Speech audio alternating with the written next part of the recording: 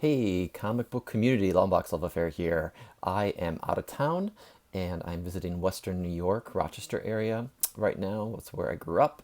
And for the Thanksgiving holiday, I'm here. So I did some hunting, of course. Before I even get to my dad's, I stop at a couple comic stores just on the way so I can get it out of the way. Usually I have some pretty good luck. And I think I had decent luck this time around. Not anything too spectacular, but certainly some cool books that I'm excited to show off to you. So here we go. First off, some of you may have seen my previous video where when I came up to town, maybe June, July, and I bought a Foom comic book. I think it was Foom number 7 or 8, the first appearance of the new X-Men before Giant Size X-Men comes out. I went to that same store. They still had a bunch of those Fooms on the wall, and there was one that I really thought I should pick up, and it was still there. And so what I did is I picked it up, Foom number 15. And this is Howard the Duck cover, but more importantly, it is a preview of Miss Marvel, Carol Danvers, as well as first, probably first U.S. appearance of Captain Britain in the back. And so they're really just one-page previews or just a character drawing in the magazine format book. So I picked this up for $48. I thought it was in really good condition. It probably could use a slight press, but I think it's definitely an 8.5, if not a 9 or above.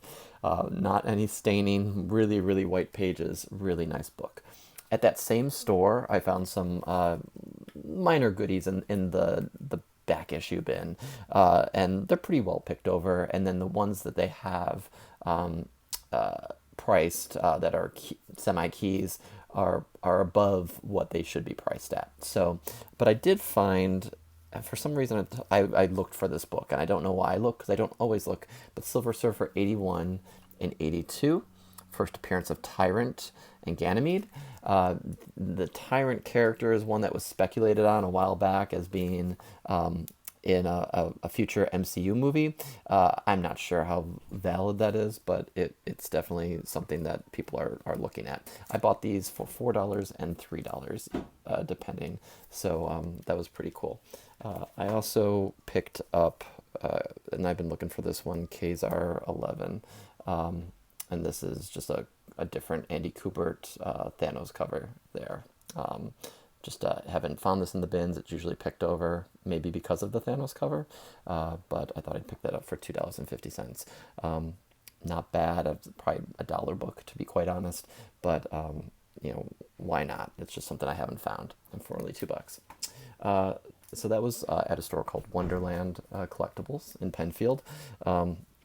And then I went to this other place that was advertising on Craigslist called Fox Prowl Collectibles in Batavia. And I struck out, but then I found 3 books. So I guess I didn't really strike out. I found this X-Men 354 Jean Grey cover. And is this a Joe Mad cover? No, it's a Bacalo.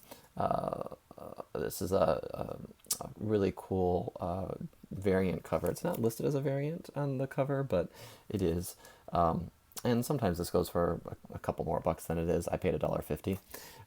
Also for $1.50, I picked up Darkhawk 49 and Darkhawk 50.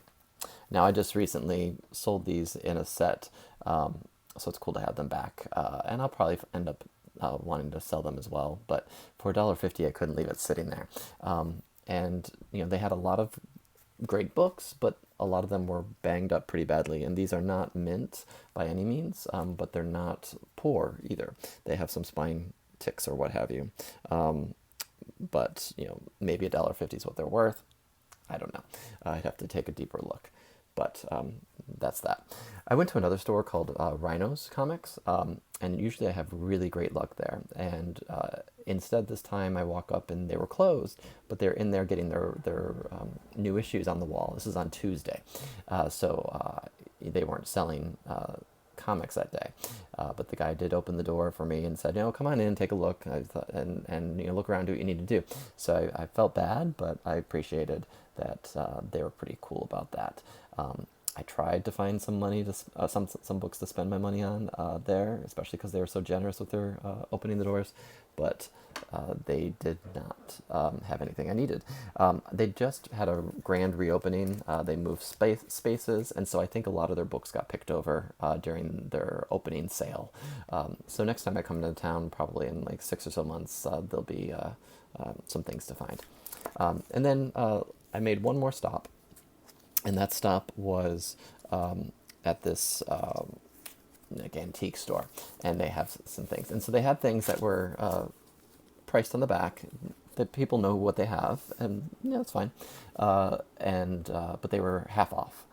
Half off anything $10 or below, and 20% off anything above $10. So I found some decent issues, and I was actually surprised to find, sorry, this cord is flying. I was surprised to find some bronze. I think this is bronze age Warlock, Power of Warlock, number 8. Pretty decent condition. These might be upgrade copies for me. Number 4 and number 3. So I picked those up. They were $4 each, which meant they were $2 each because they were discounted. So for $2 to get some Power of Warlock, Bronze Age goodness, can't pass that up. I also picked up a bunch of Maximum Carnage books. So Spectacular Spiderman 201, and these were $1.50 each. 203, Web of Spider-Man 103, 102, and then Amazing Spider-Man 379, cool Bagley cover. This one too, 380. This is sort of a classic Bagley cover. It's an homage, right? Does he give credit? I don't know. And then 378. So really sweet covers. And I think all of these are doubles for me. I think I have the whole set. So I just figured if I can find the full set of Maximum Carnage on cheap, why not pick that up? Those books seem to be in demand. And then I did find, over the course of all the places I went to, I found 4 books that I'm contemplating for the Todd McFarlane CGC signature exclusive signing. And so for those of you that don't know what that is, the CGC company that grades comic books is having a private signing with Todd McFarlane, the creator of Spawn, the creator of Venom, famous Spider-Man artist if you've been living under a rock. And they basically have a deadline of December 9th to send the books in with very specific specifications. So check those out on CGC's website if you are not familiar. And they charge about $85 or so, maybe 90, I can't remember what the total is, to get it signed and slabbed and sent back to you expedited, which is actually a really great deal, especially if you don't want to wait in line for McFarlane and deal with the whole witness shebang. At conventions, you're wasting time and energy. Plus, I don't think he likes the CGC witnesses to be there at his signings. I could be wrong. So I just started thinking about this. I'm late to the game. I said to myself, no, I already have ASM 300. I have ASM 317 signed by him. So I was like, well, I'd like to get a higher grade book because those books are 9 and a 9.2, I believe. So I've been thinking about finding higher grade copies of his work. And there's a whole host of ones I could pick. But right now, the ones I found were Amazing Spider-Man 312. This one is I love the villains. I love Hobgoblin. I love Green Goblin. Spidey's just sort of in the background. But this would be a cool second one to get. It wouldn't be my primary choice. I like this era of McFarlane work, but I also opened this up and there are some probably pressable defects on the back and very minimal on the front. It's a pretty clean copy. So I may send this in, and if I do, I will get it pressed at CGC. Hopefully they can get those those little creases out. So that's an option. And again, these are not definites. This is a book I found that I have wanted to get signed by him. It's amazing. It's Spider-Man 13, Spider-Man from the 1990 series. This is the return of the black costume, the first time it came back since the Venom saga, from what I remember, and Morbius appearance. Just a really cool book.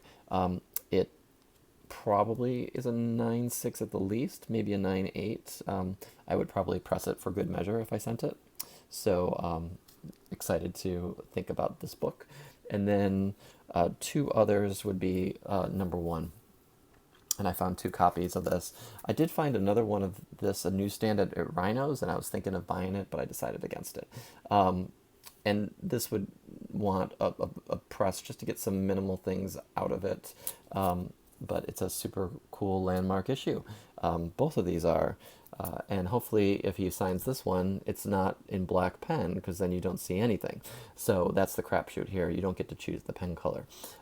But debating which books to get signed, and I may go into my comic book closet and see if I can find any other ones when I get home from my travels. I would need to ship these out soon, probably by Monday, and I'm traveling Monday, so for work.